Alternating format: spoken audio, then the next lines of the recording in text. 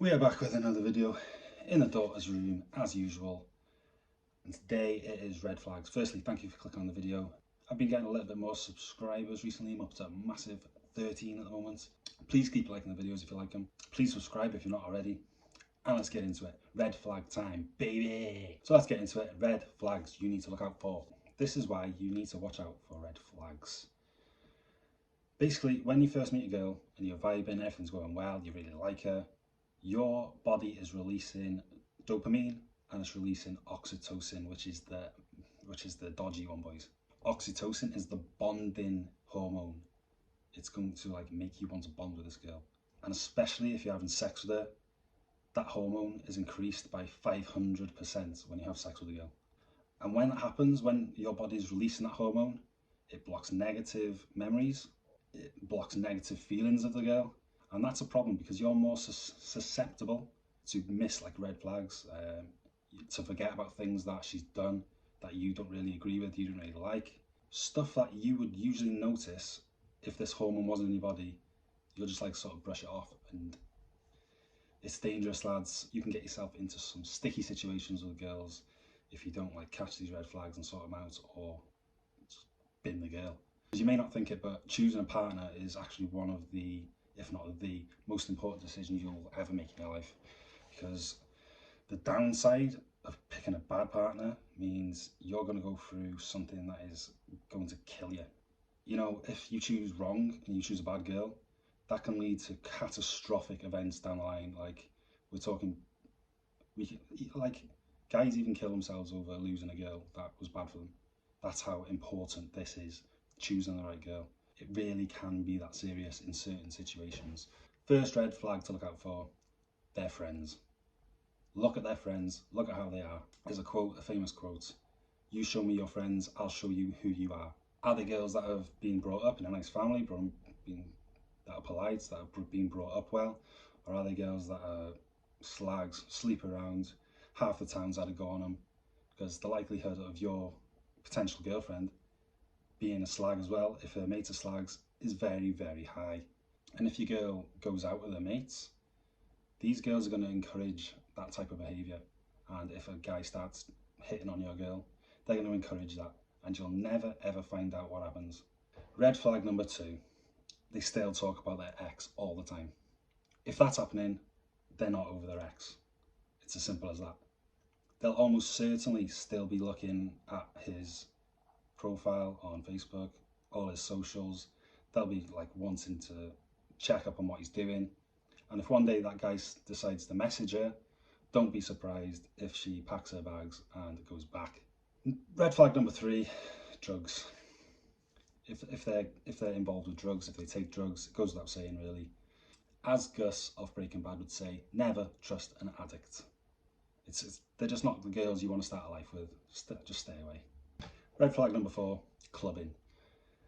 Do they still intend to go clubbing after you've got together into a relationship? Because if they do, you've got to ask yourself why. Why do people actually go to clubs? I would say it's to go and like pull someone. If they're going to clubs, they're putting themselves in a situation where guys can hit on them. And do you want that? Do you want that stress? For me, going to clubs regularly, if you're in a relationship, is just a lack of respect. My girlfriend won't step foot in a club while I'm with her, unless I go with her, really. And that's not paranoia from me. That's just, she respects my wishes, and I don't want her to be in a position where men are going to come up to her, approach her, chat her up. I know she won't cheat, but why would I want my girlfriend to be there so men can approach her, look at her, try and dance with her, try and interact with her? Nah. I don't want guys approaching my girlfriend. She's a beautiful girl. Guys will approach my girlfriend.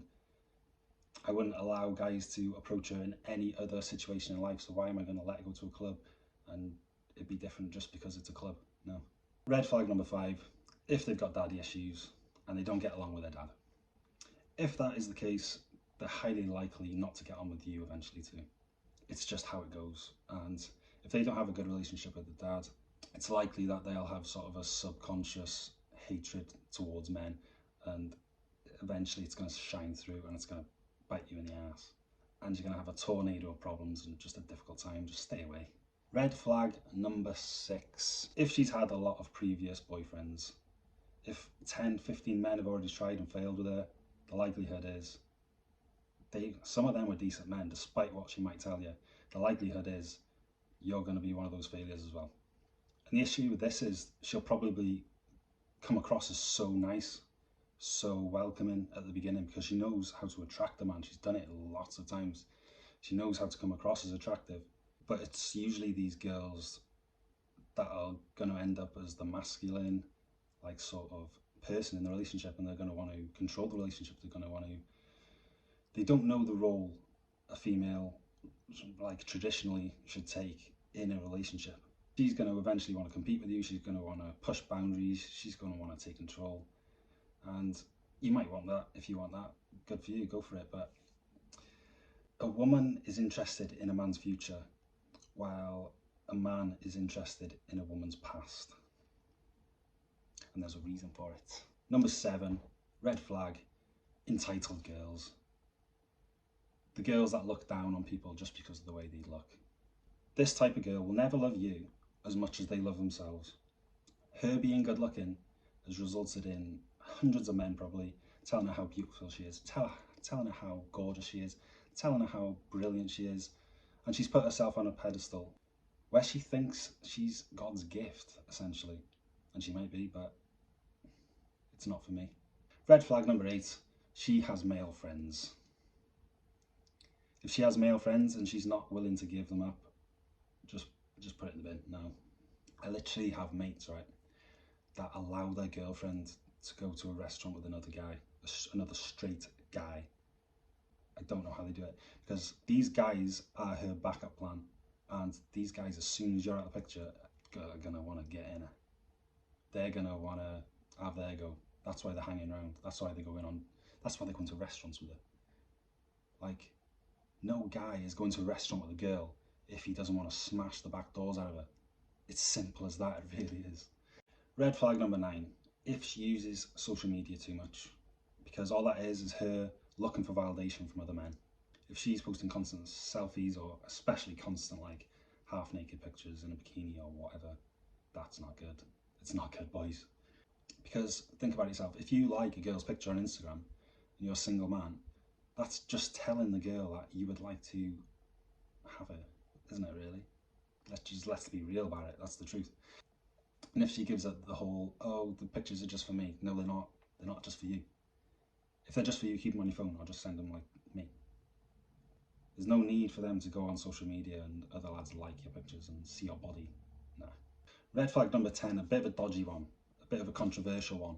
But for me, if they talk about moving in, if they talk about family, if they talk about marriage a bit too early, a bit too soon, that's a red flag for me. For me, that is them coming across as they don't want to be abandoned. They've been abandoned in the past, and they want that security back, and they sort of rush towards it, rush to get it back, and they might not actually like you that much. They just want that security back. It usually happens in a time of stress for them. So they might have recently split up with a guy and they just want that security back, or they might not even be over their ex-partner, and that's why they like that. So that's my 10. Hopefully you've enjoyed it. Hopefully it stops one of you getting into a relationship with a stinker that's going to cause you problems and just ruin your life. If you've liked it, please subscribe. I'm trying to grow this channel up to the huge amount of 13 subscribers now. Actually enjoying making the videos. I'm going to carry on as much as I can. Going to do as much as I can. It's hard for me because I got full-time work. I got 2 kids and I got one on the way. But I'm determined. I want to get it done. I want to grow this channel. So please like and subscribe. Get after it, boys. See you later.